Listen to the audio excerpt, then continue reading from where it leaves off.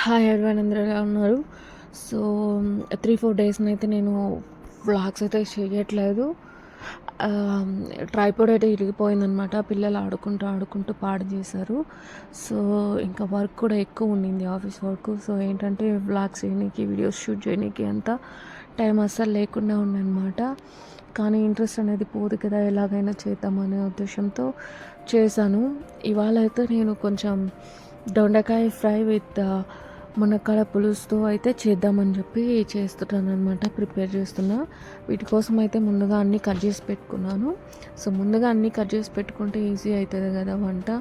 So దొండకాయలు, వాటికి వేయాల్సిన ఆనియన్స్ ప్లస్ సపరేట్ కూర ఏంటి మునక్కాడ పులుసు కావాల్సినవన్నీ కట్ చేసి పెట్టుకున్నా. మునక్కాడలు ఆల్రెడీ ఎక్కువ ఉండిండే అనమాట.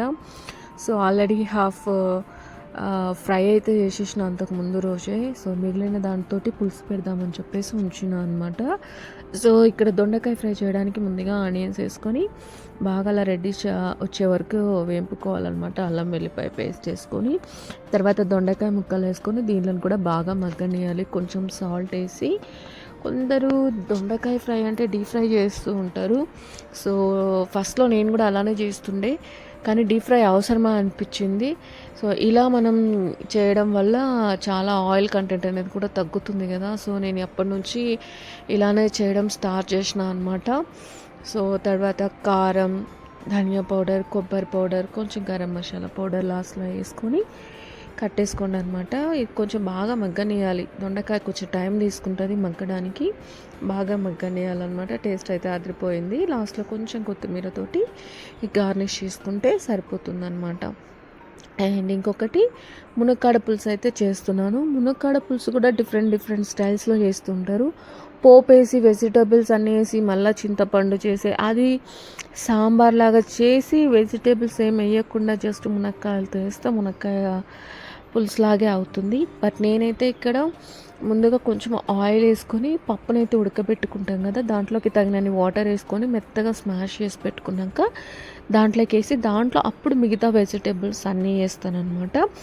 ఆనియన్స్, టమాటాస్ అండ్ మునక్కాయలు మాత్రమే. ఇంకా వేరే దోసకాయ, సొరకాయ అలాంటి థింగ్స్ ఏం వేయట్లేదు. జస్ట్ సింపుల్ మునక్కాయ పులుసు అనమాట. సో అవన్నీ వేసి బాగా ఉడుకుతూ ఉన్నప్పుడే మనం ఒక చిన్న చింతపండు, నిమ్మకాయ సైజ్ అంత చింతపండు నానబెట్టుకొని రసం తీసి పెట్టుకోవాలి. అలా ఉడుకుతున్నప్పుడే దాంట్లోకి వేసి మంచిగా ఉడకనియాలన్నమాట. ఇంకా సేమ్ కొంచెం చారు పౌడరు, ధనియా పౌడరు, కొంచెం బెల్లము అలా అంతా వేసేసి లాస్ట్లో పోపు పెట్టుకొని కొత్తిమీరతో వేసుకుంటే ఈ మునక్కాడ పులుసు అయితే చాలా డెలిషియస్గా ఉంటుంది. బట్ మీరు ఇంకొక బెనిఫిట్ ఏంటంటే ఎక్స్ట్రా అది వేసేటప్పుడు మీరు కొంచెం చారు పౌడర్ కానీ రసం పౌడర్ కానీ వేసినారంటే సాంబార్ పౌడర్ కాకోకుండా టేస్ట్ అనేది డిఫరెంట్గా ఉంటుంది అనమాట. చాలా బాగుంటుంది. ఖచ్చితంగా ట్రై చేయండి. సో ఇంకా టిఫిన్ అయితే దొండకాయ చపాతీ చేశాను. మంచి కాంబినేషన్ కదా అని చెప్పేసి చపాతీ చేసి తినేసారనమాట. పిల్లలైతే స్కూల్కి వెళ్ళాడు. ఇంకా సో నేనైతే ఫ్రెష్ అప్ అయ్యి వచ్చి అంట్లన్నీ తోమేసుకుంటున్నాను అనమాట. ఆల్రెడీ 9:15 అవుతుంది మార్నింగ్ టైమ్స్లో. సో తొందరగా ఇవన్నీ వాష్ చేసుకుంటే నెక్స్ట్ వర్క్ అనేది స్టార్ట్ అవుతుంది కదా అనే ఉద్దేశంతో వర్క్ క్లీన్ అయితే చేసుకుంటున్నాను అనమాట. సో ముందు రోజు నైట్ అంట్లు కూడా ఉండిండే, అందుకే చాలా ఎక్కువ ఉండినాయి. దాదాపు అరగంట సేపు తీసుకుందనమాట అంట్లన్నీ క్లీన్ చేయడానికి.